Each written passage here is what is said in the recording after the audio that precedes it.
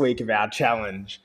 All right, we are here and ready to go for another week inside Better Body Academy. So if you're coming into this one live, guys, let us know in the comments.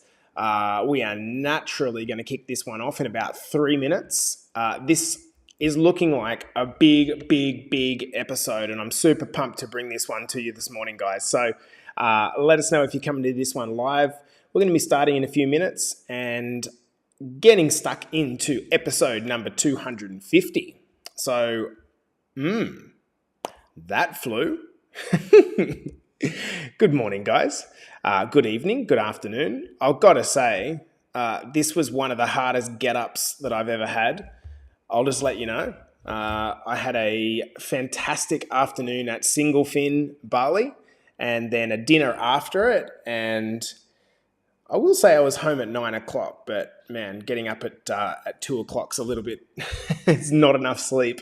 But the story is we show up every day, every Monday, ready to go with this podcast, ready to dish up some value, and today is no different. So who we got in here? Joe, what's going on, girl? Hello, Stace. I hope you're good. Tez is in here. Good morning, sunshine. Lovely. What's it like back home in Oz? I know it's a wet weekend for you guys, I believe. I hope things are cleared up a little bit. Guys, we're getting started in this one in 1 minute's time. Hello, Ash. Good morning. Hello, Kenny and Hayes, our power couple. Sean's here. Geez, Sean's getting up early. I like it. Morning. Hello, Cara. Lovely to have your company here. Loz is in here. Good morning, Lozzie. Hello, Jack. Love you, girl. Good evening. Congratulations on episode 250. Thanks, Joe. That's so lovely. Congratulations on 250. Yeah, so good. Hey, Trace. I hope you guys are good. Stunning morning. Hot here today. Beautiful. Good day to you. Oh, that's lovely, Denise. All right, we've got 23 people watching, guys. We're kicking off in 20 seconds. Hello, Freddie. Lovely to have your company here, Freddie. Mate, good times, guys. I hope everyone had a beautiful weekend. So I think we're just going to rip straight into this. Now, in this episode, if you have anything to add, feel free to whack it into the comments, guys. It's going to be a pretty powerful episode, I think. So this is one that I've put a hell of a lot of hours into, starting yesterday and getting up early this morning. So hopefully it comes off well. So let's get stuck into it. On the count of 5, 4, 3, 2, and 1. Welcome back to the Better Body Academy podcast. This is the podcast that you come to when you are sick of the dumb diets and unsustainable workout programs. Joining you on the regular Monday morning Australian time. I hope you guys had a tremendous weekend. I want to say as a bit of an intro to this podcast, I absolutely love what I saw over the course of this weekend. These people just out there pushing themselves. The Sunday Stomp. It was so cool seeing different groups getting out. We've got our North chapter, our South chapter, the girls in Scotland, all over the world. It's so cool. And particularly mention to Lisa Marie Evans for getting out there with the boys and stomping. She's got a bit of a dicky knee, and she committed to herself to follow through, and she's changing her story. So good, Lisa. Well done. To Nick and Clint running a half marathon on the trail. Amazing. And last person I wanted to shout out is Mr. Matty Kong. Now, I want to let you guys know that I am doing a special podcast episode with Matty Kong this afternoon after his 80-kilometer, 10-hour trail run, of which he came first in his age overall. And first in his age, 5th overall, nailing that distance. That is like 80 kilometers. I'm just trying to fathom that. Like, ridiculous. Well done, brother. And so, if you're thinking to yourself, there's no way I could ever do that. I just want to let you know that guys that I've mentioned here, like Nick, like Clint, like Kongi, 2 or 3 years ago, they would have said the exact same thing. There's no way I could do that. And now look at them. Unbelievable work. And so there is something that's very important to discuss at the start of this podcast. Yesterday on my personal Facebook profile, I put a question up. Are there any circumstances of which Crocs are acceptable? And I'd like to announce officially there are no circumstances where Crocs are acceptable. So just wanted to use the platform of the podcast to let everyone know that. So I don't think I've ever asked a question where I've got so much feedback. Let's get into the challenge. We are tight. Warriors 8, Wolves, 6? Warriors 8, Wolves 6. Going into Friday, I really thought that the Warriors were going to absolutely smash it, but that the Wolves would win based on accumulating more Friday flexes. We had 110 Friday flexes, but in the first edition of the Friday flex, men versus women, the women got the lollies. It was a complete boil over. So yeah, not sure what to say about that. Well done to the girls. You really nailed it. And also just with this whole challenge, it's been really, really good having the kind of mixed gender groups. It really shows the strength of our community. And if you're part of the challenge group, you're seeing it at full tilt. Like, this is what we do best in Better Body Academy. We create a place where you can be yourself, where you get supported. And to me, it's really sad, and it's very, very predictable how quickly people give up on themselves. It's just like, oh man, they cite that their circumstances are just too challenging and it's easier to quit than keep showing up. If I just think to myself, if I could just get in this person's head for a week, I could change their life. But then I've got to kind of constantly remind myself that you have to want it more than your coach does. So in the final week of the challenge, if you are still part of the challenge, let's finish off strong. You have an opportunity to say that you did something and you completed it. All right, guys, let's get stuck into this. This is the 250th episode of the podcast. And for me, it's a pretty big deal. I can remember the first ever podcast a few years ago. A few of you guys obviously were here live for it. I was absolutely shitting myself with nerves. I don't really know why, but I was just taking on something new. I felt like an imposter. Why would anyone want to listen to me for 20 or 30 minutes? And so in this podcast, what I've tried to do is overcome my own fear and get away from very simple topics like how to eat better or how to train better and address the more challenging stuff that most of us go through. In this episode, I thought to myself, like, what is something that I can do that is powerful? And I can think of nothing better than talking about the stories that make or break us. So I want you to remember as a kid, you had a favorite bedtime story that mum and dad perhaps, or mum or dad read you every night. Like, I don't remember personally what the book was for me, but I'm experiencing it firsthand right now, having 2 kids that each have their own favorite books. They want the same story over and over again every night. And of course, it's because that story is familiar and it provides them some comfort before they go to bed. For us parents, it's like, oh my God, the same boring shit again. But for them, there's a comfort in that. There's something about the repetition. They recognize the pictures. They point them out before you say the words. They try to change the pages. And the words in those books become gospel to them. They believe the story to be real life. And you can probably see where I'm going to go with this podcast. Whatever the story you tell yourself, it becomes your reality. For the purpose of this podcast, what I did was Googled a definition of the word story. And what it came back with was an account of imaginary or real people and events told for entertainment. An account of imaginary or real events told for entertainment. In other words, a story can be either a true recollection of past events, like a biography, for example, or it can be a made-up version that is based on absolutely nothing. It stands then that the stories that we tell ourselves about ourselves of what's possible for our lives, think about it, guys. They might be either based on what we've achieved or experienced so far. That's one option. Perhaps what we've seen others experience or achieve, or stories that we tell ourselves repeatedly every day are determined by our capacity for imagination and creativity. In any great story, be it Gladiator or Harry Potter, there's a protagonist that goes through trials and tribulations throughout their life.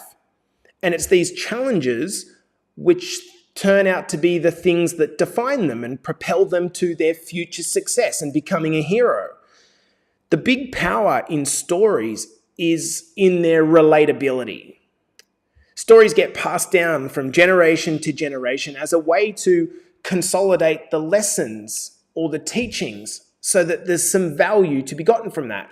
For example, you might recall a story that your grandfather or grandmother told about their upbringing that gives you admiration for them and the inspiration and motivation to perhaps replicate some of their feats.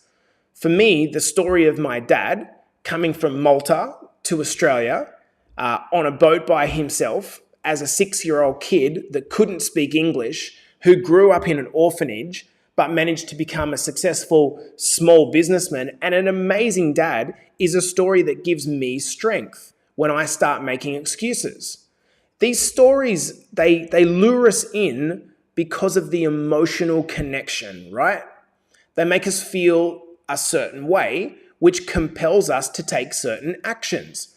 And for these reasons, stories that are fact or fiction, they don't really matter whether they're real or made up. These can be massively powerful and drive us to better our own lives. I don't think that there's a man on this planet. Let me know in the comments if this is you. And maybe it's the women as well. I don't know.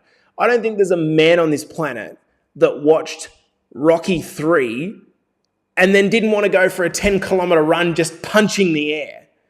Stories have the ability to change our mental state. But like all things, the law of polarity, which we've talked about numerous times on this podcast, shows that there are indeed two sides to the story.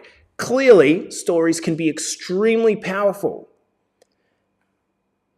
In the alternative, they can be extremely negative, harmful, or hurtful, where they can trap families for years in poverty, bad relationships, depression, unhealthiness for generations, each subsequent generation replicating the stories from the one before because they've been unable to imagine anything different, right? So a story can be positive or it can be extremely negative. Either way, it's going to be passed down. Think about it. Is lack of money, education, relationships, lack of health, is that due mostly to genetics? What are your thoughts in the comments, guys? Is that mostly due to genetics? No, it's not. This is a passing on of behavior that has been conditioned in because our kids model what we do. And as parents, we're just doing our best to whatever skill set and mindset that we've got. We pass that on to our kids. The point I am making here is that the stories we tell and demonstrate with our actions are far more nurture than they are nature. As an example, when it comes to kids being overweight, I want you to listen up. Christy says, yep, you are the story you tell yourself. Listen up. When it comes to kids being overweight, a kid with one obese parent has a 50% chance of being obese. When both parents are obese, the children have an 80% chance of being obese. That's not genetics. That's clearly behavior. That's clearly modeling what's going on. That's clearly replication of a story. Let's talk about the stories that one might tell themselves when it comes to their health. Have a think about what stories, guys, we need some conscious awareness to do this podcast properly. Have a think about maybe what stories you've told yourself. Maybe you've never actually listed them out, but here's a few stories.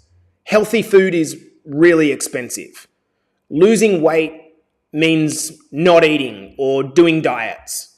Exercise is really hard to do. I'm too busy working right now to look after my health. I'm stressed all the time. I need a beer. I'm so tired. I'm too old to do anything about all of this. Being overweight is a genetic thing. These are the stories. None of these statements, guys, are factually true. None of them. It's all relative to what you've experienced in your life. As an example, I'm pretty sure that Nick Friend and Terry Holden, two of our gurus, told themselves for a decade, I'm too old to get fit. Now look at them once they told themselves a different story. And here's the big thing. The stories you tell yourself don't only impact you, but they impact the people in your direct surroundings. You want proof of that? Have a look at Better Body Academy. This is really just a collection of people. Think about this, guys. This is really just a collection of people that are telling themselves a different story. That's all. And because they changed the story, if they follow through, they change their life. But it starts by changing the story. Stories are about influence. They're about Alan Williams changing his story, causing Terry to change his story, causing Nick to change his story, causing Clint, Xanth, Pete Moon to change their stories, and so on. You become the product of who you hang around with, not just because, it's because you inherit the story or are influenced by the story, and so that shapes what's possible for you. And in the same way, if the story is that you can't, you won't. Most of us are blind to the story we are telling ourselves, even if it's a good one, actually. For example, if you are killing it right now, have you consciously realized what happened? I want you to think about that. If you're killing your transformation right now, if you're doing really well in your life, have you consciously realized how that happened? You changed your story. Then it just got momentum, like a blazing bushfire. At some point, either consciously or because you just got swept up in it, you started doing something different because of what you'd seen or heard. And likewise, if you're not killing it, it's because the negative stories are still the dominant force in your mind. You might have seen Christy Keenan or Leslie Walport killing it, showing up for themselves, but the story, the powerful story of you is still too strong, and so it overrides. So a good question to ask is like, how do we know if stories are keeping us stuck? Well, just know that your stories are determining your life, whether you like it or not. Your stories about the world, your stories about yourself and what you're capable of. So if they're going to shape you regardless, it might as well be in a positive way, right? This is why one of the greatest thinkers of all time, Albert Einstein, I love this quote. The most fundamental decision a man or woman has to make is to decide whether they live in a friendly or hostile universe. This is because shit is going to happen. Like, it's always going to happen. And if your worldview is that, like the top worldview, is that life is out to get you, then you will look through that lens at everything you do. It will shape your entire existence. If, however, you believe that the world is generally good and that humans are just, we're all of us, myself absolutely included, we're just fundamentally flawed, well then you'll just do your best with that lens. Does this make sense, guys? The most important decision you have to ask yourself is to, like, is this universe friendly or hostile? This is why I don't watch the news, is because if I watch the news, I get a picture of the world, or my worldview is influenced to the negative, and I don't need that lens. You know what? My wife says to me frequently, yeah, but you have to know what's going on. You know what? Like, I'm pretty sure I know what's going on. I'm pretty sure I hear what's going on. I'll use other people to tell me, but I don't need to have my worldview transformed by the shit that I'm seeing. When you make the decision that the world is friendly, check this out. When you make the decision that the world is friendly, you erase being a victim. And you realize that taking responsibility for your life, for the good and the bad, is the only way. And then the next logical question to ask yourself is, okay, if I believe the world to be friendly, what stories am I telling myself that determine my results? For years, I wanted to be a coach. I had a massive desire to travel the world, but the story that I kept telling myself every day was because I had a mortgage, I couldn't quit my job and I couldn't do it. I had to wait until I got sacked when COVID happened to actually make the move. And then I didn't have a choice. But that was the story that I lived in, and it made me a victim. I complained about how I didn't get a pay rise. I complained about how I wasn't happy. I complained. That was my story. I told everyone that wanted to listen, oh, yeah, I'm glad you have a great business, but I can't, I've got a mortgage. It's just a story that we tell ourselves. And it wasn't until I told myself a different story that things started to change. If you keep telling yourself that exercise is hard and that healthy eating sucks, guess what? It will stay that way because that's the story you're telling yourself. Now, here's what happens when you change the story. Your brain becomes this honing missile, trying to find the answers to solve your life challenges. That's what happens. Your brain becomes this missile, it locks on. When you repeatedly say, I'll never lose weight, the brain will find as much information as possible to support that story. But when you decide, I am healthy, your brain will go after solutions that prove that to be true.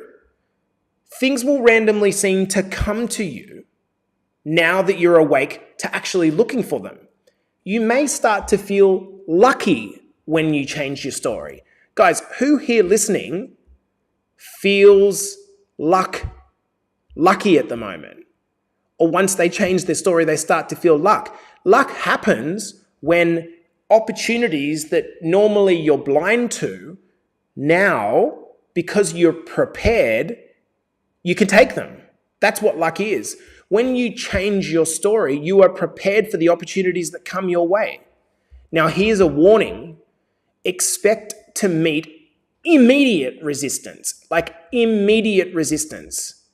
The moment you start telling yourself something new, prepare for it. This ain't the Make-A-Wish Foundation. If you want to change things, life's going to make you earn them. The key to changing your story is repetition. It is the strongest force in the world. And the greatest thing about that is that repeating something doesn't require any extra skill. It's just about putting in the reps. Repeating a story makes a behavior true. You want proof? Look at the story you've repeated up to this point. Whatever you think, whatever you do, has produced everything that you've got to this moment, myself included. People think that affirmations are absolute garbage. Let me know in the comments if you think that affirmations are garbage. Maybe mirror, mirror on the wall shit. Well, they are garbage, perhaps until you consciously become aware that you've been manifesting all this negative shit in your life as a consequence of what you've been saying to yourself. And you're saying affirmations are absolute bullshit. And that's what you've brought into the world. Negativity. The point of this podcast, guys, is to bring awareness to your story. So to get you thinking. We've seen so many, what I'd say are heroes created in this academy that are now changing their entire existence and that of their families. The kind of immediate person that comes to me right now is Troy Whitelam. It seems the most obvious choice. He's changed his story. His sister's on board. A number of his mates are on board. Everyone's copying him. People are noticing him because he's lost 30 kilos. He's changed the story. And here's the point. If you change the story, you can become what I call the one. The one. The person in your family that changes history because you change your story today. Think about that for a minute. Like, really think about that for a minute. No more intergenerational bad health and dying of heart attacks at 50 or 60 because you changed the story. Forget the financial inheritance. The inheritance of a new story to give your kids so they don't suffer the same pains that you have seems the most valuable thing that you could ever give. And on that note, guys, we're rounding out today's podcast. This has been the Better Body Academy podcast coming to you on a Monday morning. Hope it's been helpful. I'll see you guys in the next episode. Okay, team. We got some fire in the comments. I'm just going to go over a couple of these comments because there's some really good stuff in here. I will start next. So these are the stories. Okay, I will start next week. I don't have time. I can't afford a coach. Yeah, that's a big story. I remember when I first started in BBA, I was telling myself that story, that I was too old, too far gone. I remember Mike Elias telling me to start saying out loud, I am strong, I am a fit, healthy woman. And I still say it out loud when the negative story slips back. Yeah, 100%, because this is what I meant by the resistance, right? The resistance is always going to be there. That resistance is not going to disappear. And think of it like, I always talk about the two wolves. You got the evil wolf here, and then you've got this positive, optimistic wolf, and you've got to choose which one that you're going to feed every day. And if you continue to choose this guy, that's what you'll get. How do you defeat this evil wolf, right? You starve it of fuel, of food, and feed the wolf of optimism and courage. What do we got here? I agree. I am aware of what's going on in my world, but it's not in my realm to dwell on. Yeah, I love that, Marie. We're on the same page here. Joe, I think you feel more confident and therefore you take opportunities rather than luck. Yeah, so I agree with that, Joe. This is like kind of luck thing. It's weird that every time we're in a good zone, we feel luckier. Isn't that a perception? Like, it's a complete perception. Totally agree, Joe. Christy says, I find the way you tell yourself the story helps. Right. Rather than I am healthy, I tell myself I'm becoming the healthiest version of myself. So this is a really good point. So I could kind of go deep on this. I completely disagree, Christy, but that's not because you're wrong. For me, when you tell yourself in an unfulfilled way like you're suggesting, I feel that exacerbates the lack. Personally, I feel that I'm not there yet. When you are occupying the now, it's like now. And I don't want this to become a podcast which is just like an affirmations podcast, because that's not what it's meant to be. I'm talking about really what are we thinking about ourselves? When Joe says, I've never done affirmations, you have, Joe, actually. You do them every day. You just don't do them in a way that is official and firm.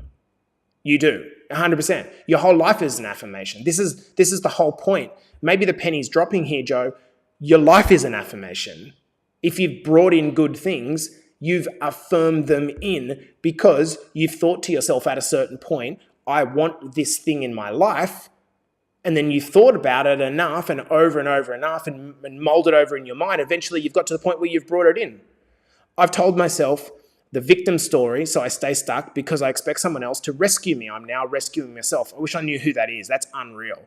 What do we got? Thanks, Jace. I'm doing my best to not tell my daughter the same story I was told, even though unspoken as a growing child. Yeah, and so with this one, Jack, I think the hardest thing is that, there is some, in the mastermind, one of the things that's going to come out, Jack, is how much trauma we have all been through. right? When you think of the worst things that could possibly happen to kids, and they do, I could see how someone listening to this podcast might be like, well, you don't know my fucking story, Jace, right? And I don't, in the most part. And I'm not saying that the story is easy. I'm saying that if you don't break with that story, it will continue to define you. Let's like, I don't want to go too deep in this, but let's just say that a situation where someone was molested as a kid, as an example, which is a big topic. Well, yes, that is a horrible, traumatic thing that happened to you. But as long as you keep power in that story, you keep power to the person that did that to you. It's only when you reclaim that story as I'm not going to let that define me, that it becomes you in the power seat. And that's all I'll touch on that one. We've still got 30 people watching here, guys, which tells me that this is a pertinent podcast. And I really do think it is, because, when I think about like the stories that I used to tell myself, it was not good. I used to tell myself, what I used to tell myself? I used to tell myself stories of deservedness. Did anyone do that? Like I deserve better. I deserve better in my relationships. I deserve a pay rise. I deserve insert whatever the thing is for you. Does anyone do that? I did that all the time. The other thing that I did all the time was I saw people that were dominating in my field, and I told myself stories to excuse how they could be performing and I couldn't. He's just like, and it's the typical thing of comparison, right? So instead of me thinking to myself, how can I learn what this person is doing? Instead, I used to just like say things like, yeah, he's probably cheating the system. Let's say someone turned up in a really nice car, and I'd say, oh yeah, but it's always like he's probably put it all on credit. Like that was my default mindset. And whether or not it was on credit, it does not matter. What was the story that I was telling myself is that he's got that, I don't, he probably cheated. I think we do it unconsciously. Yeah, we do. That's the point. Any of these podcast episodes, guys, the whole point, I want you to think of it almost like you're not, as I mentioned in the last episode, you're not going to remember every word. There's no way you're going to remember every word of this podcast. You probably won't remember any of the words. But what will happen is the more you listen to it, the more you'll see that it's like a light that shines on. And this is what I mean by awareness. We're trying to bring ourselves to a point where we question, oh, shit, maybe I could choose something else. I think I don't deserve, but I want. So this is so common, Sean. Why don't you deserve it? Why do you deserve it less than the person next to you? There's no rational reason. You're not inherently evil. I think we do it unconsciously. Yeah, it's the truth. I grew up being told that I was a mistake. So I grew up not feeling that I deserve anything. Like, think about that for a story. Like, I can't actually see who this is, but like, that's a story of all stories, isn't it? I grew up being told that I was a mistake. Can you imagine like how that would just completely shape your life? Like, unbelievably shape your life. So if you held that story, and here's the thing, talk about awareness. If you believed that to be true for your entire life, and you didn't have the awareness or a mentor or an educator to help you break with that story, holy shit, like that could just literally, the degrees of separation would take your life to two completely different places. Carly says, yep, 100%. I often looked at others who lost weight and wonder how they have done it with kids, work, etc. I think, Carly, it's like looking at others and asking the question how they have done it. That's extremely healthy behavior. That's called modeling.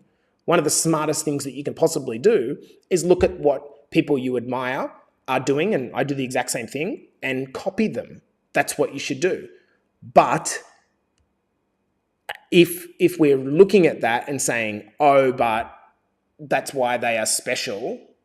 As an example, I often look at Nick and I think to myself, like, I bet a bunch of people look at Nick and think, yeah, but that's Nick. Like, the moment I met Nick about 2.5, 3 years ago, he didn't look anything like that.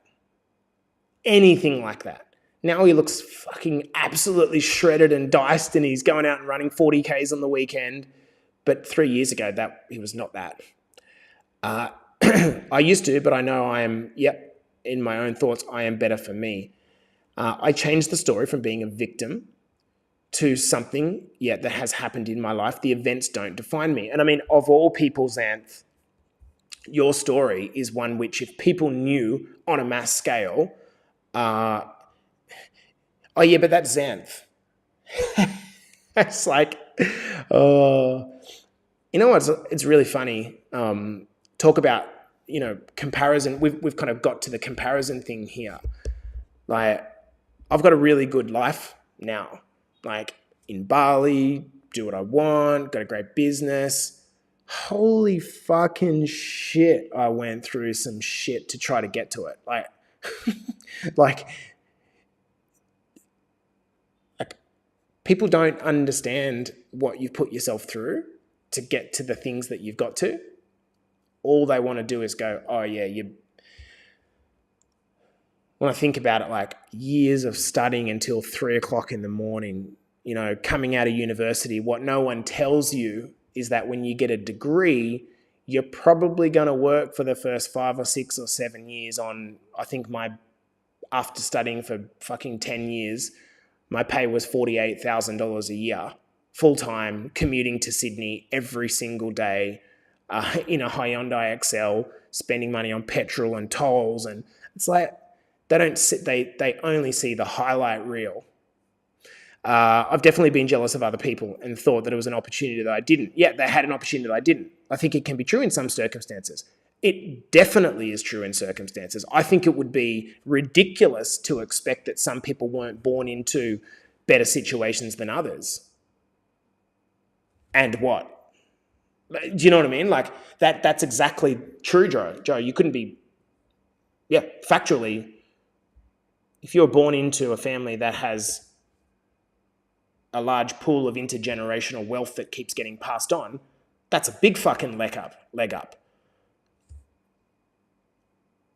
And what?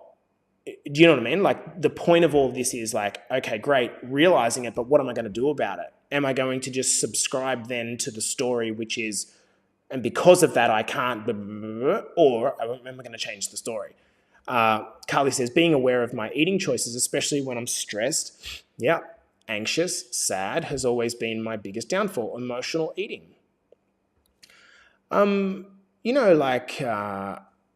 This is for everyone. What's interesting, Carly, is can I say something here? What's interesting? We've still got 40 people watching live. What's interesting is when people say the thing that I suffered with was that I'm an emotional eater, or the thing that I suffer with is that I get anxiety, or but the thing that I suffer with is like I have really bad depression, and we attach to that. Do you know what I mean? We say, but that's my thing. That's my thing. My emotional eating is my thing. And it almost becomes a possession. And so we take that thing and we identify with it. And this is what's the hardest thing about taking responsibility for everything that happens to you, good and bad, is that in a way you become so attached to your pain that it's hard to actually break with it. It's really hard to break with it. Like, people know you to be the person that has this thing, and then trying to break with that's actually really difficult. This is where I really do think that being in the right environment is paramount, because when you start to realize that everything that you are experiencing is not novel, it's not unique. When you see it from, let's say, the coach side, what you actually see is that everyone is suffering all of the same things. This is like everyone's suffering all of the same things. And it's not unique to you. My point here, Carly, was that, it's always been your biggest downfall. That's everyone's downfall. Eating because they're stressed, anxious, sad.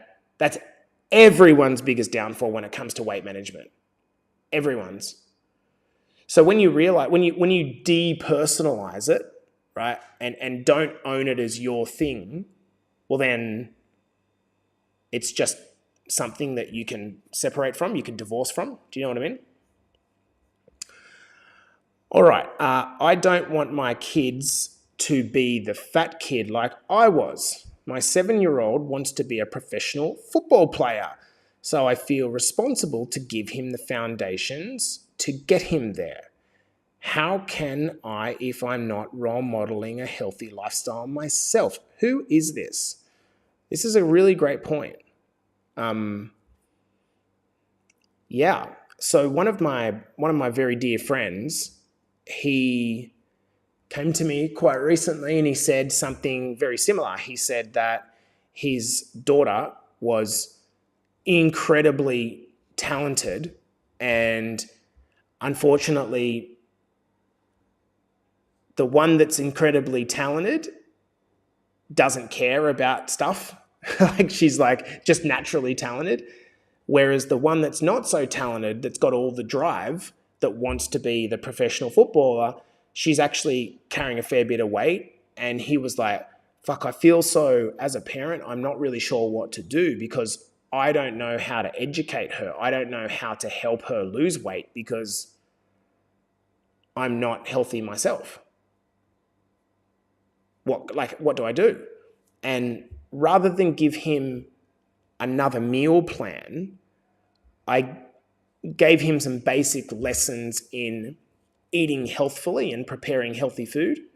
And I said, dude, do you think that any possibility is that one of the reasons that you don't feel equipped is because you aren't equipped with the skills? So all you're doing is just passing on what you know?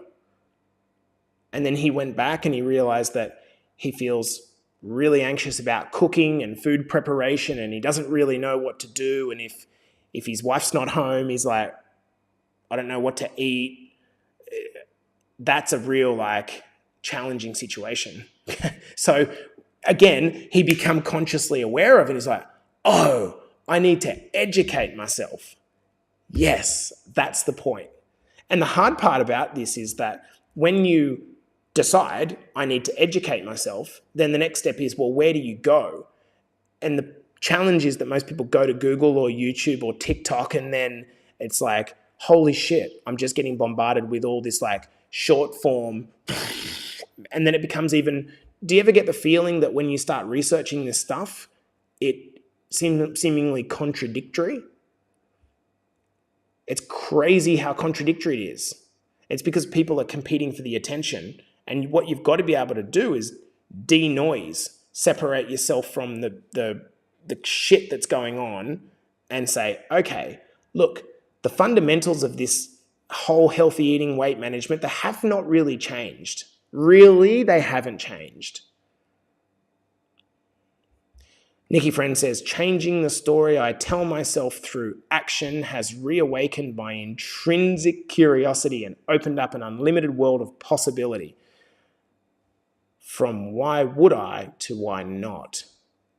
Read that.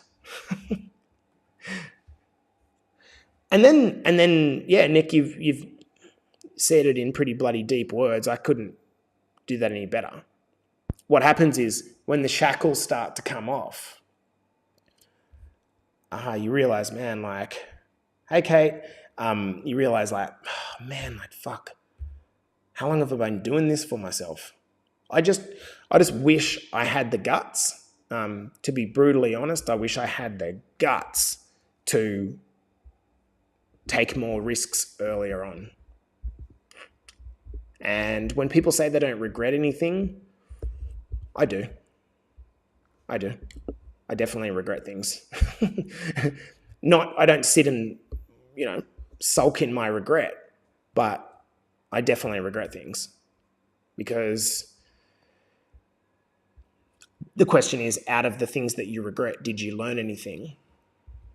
And I really wish I had started earlier on this kind of personal development journey and trusting myself and being compelled to move towards things that I feel are instinctively aligned with me. I wish I moved down that line quicker rather than making the excuse, I can't do that because I've got a mortgage.